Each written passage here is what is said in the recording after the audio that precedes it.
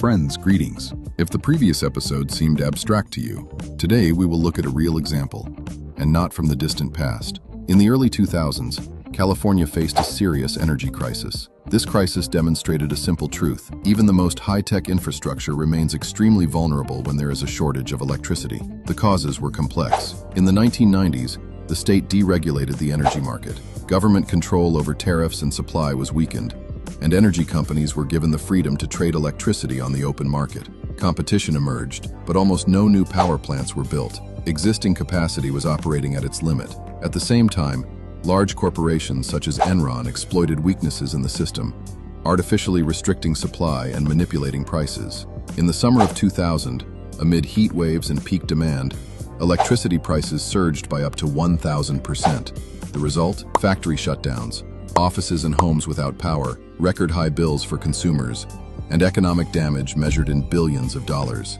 And all of this happened without AI, without a global digital economy, and without exponential computational loads. Today, the situation has only become more complex. Gartner analysts predict that by 2027, around 40% of data centers operating high-intensity workloads may face limitations due to electricity shortages.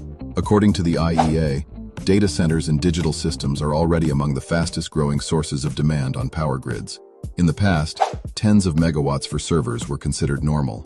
Electricity was an affordable background resource. Today, growing consumption creates the risk of grid overloads. In the European Union, experts openly warn that infrastructure is failing to keep up.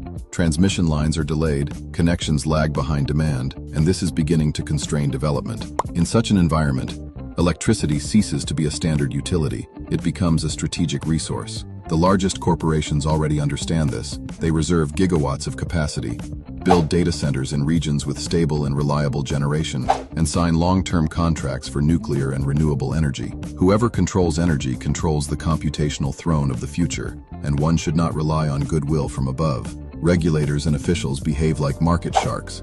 Energy will be directed to where it pays more. Even if power is not cut off, tariffs may skyrocket.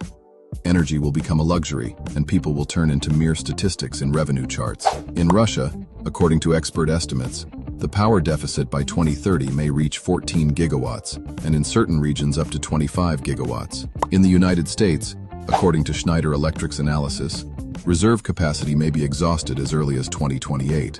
For blockchains and all digital infrastructure, this is a critical lesson. If systems are built as if energy were infinite, they become vulnerable. Those who think geographically decentralized and years ahead will win. At X1 EcoChain, this lesson has already been taken into account. The ecosystem spans more than 65 countries, providing global distribution and reducing energy risks. And with that, I'm not saying goodbye. I'm off to look at portable generators, preparing for darker times. Haha.